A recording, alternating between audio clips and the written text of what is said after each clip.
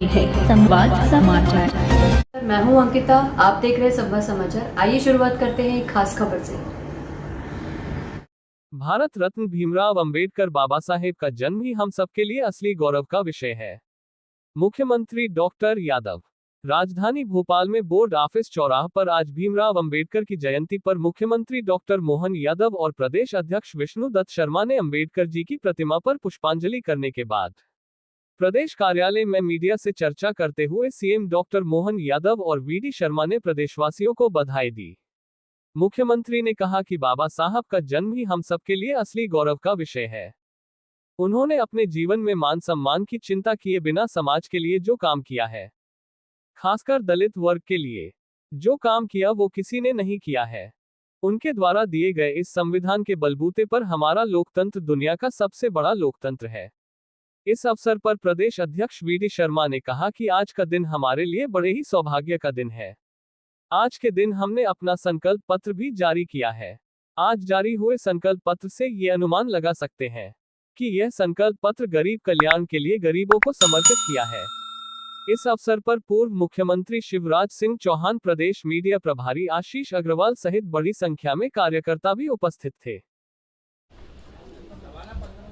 Doctor Bhimrao Ambedkar Jayanti के अवसर पर मैं प्रदेशवासियों को, देशवासियों को बधाई देना चाहूँगा और खासकर भीमराव जी का जीवन पूरा एक उज्जवल धवल व्यक्तित्व के धनी और जीवन भर मान अपमान की चिंता करे बिना समाज हित में वंचित वर्ग, शोषित वर्ग, पीड़ित वर्ग और खासकर दलित वर्ग की लड़ाई लड़ते हुए हमारे पूरे समाज के बीच में जो विषय आने वाले समय में सामाजिक एकता के लिए बहुत बड़ा रोल अदा करेगा, ऐसी एक अच्छी लड़ाई लड़ते हुए समाज में बहुत अलग योगदान उनका रहा है। और बाद के काल में आज़ादी के समय संविधान को बनाने में जो उनकी भूमिका रही है, उनके द्वारा दिए गए संविधान के बलबूते पर हमारा लोकतंत्र दुनिया का सबसे गौरवान्वित करने वाला लोकतंत्र है। लेकिन मैं इस अवसर पर यह भी कहना चाहूँगा कि दुर्भाग्य के साथ कांग्रेस ने शुरू से उनके साथ अन्याय किया। कांग्रेस ने उनको अपना चुनाव बम्बई का हराने का प्रयास तत्कालीन प्रधानमंत्री ने किया।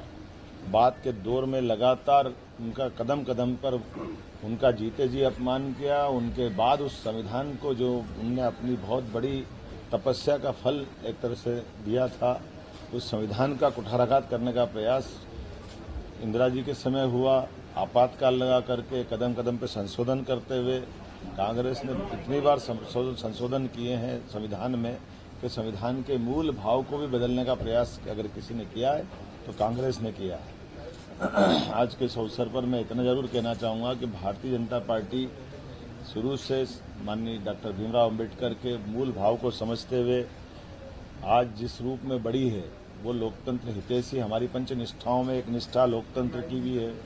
पूरी की पूरी पांचों बातें हम संविधान के मूल भाव को समझते हुए स्थापित करके लेके चले। और यही कारण है कि जो कांग्रेस 60 साल में नहीं कर पाई वो 10 साल में हमारे यशस्वी प्रधानमंत्री श्रीमान नरेंद्र मोदी जी ने कर दिया है।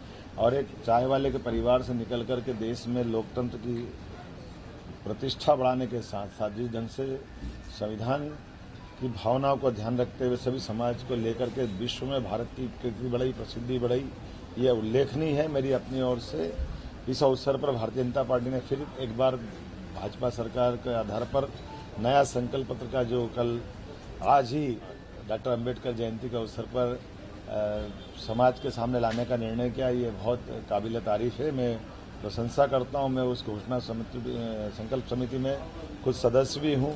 उस नाते से मुझे अत्यंत आनंद है कि आज अंबेडकर जयंती के अवसर पर भारतीय जनता पार्टी के संकल्प पत्र का विमोचन हुआ। माननीय प्रधानमंत्री जी, माननीय गृह मंत्री जी, माननीय राजनाथ सिंह जी, माननीय नड्डा जी, सबके साथ हमारा अपना संकल्प पत्र सभी वर्गों को लेकर चलने का आपके बीच में आया है।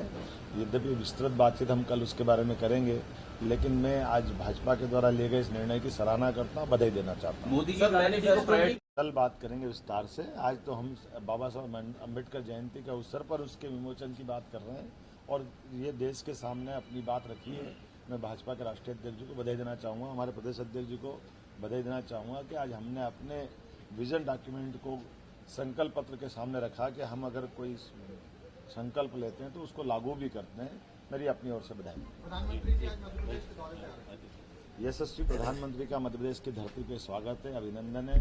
हम सब मान के चलते हैं उनका, खास करके एक बार जब नए वर्ष का शुभारंभ हुआ, वर्ष प्रतिवर्ष के दिन उनका अपना शुभागमन हुआ और आज अम्बेडकर जी, बाबा साहब अम्बेडकर की जन्मस्थली मध्य प्रदेश में है।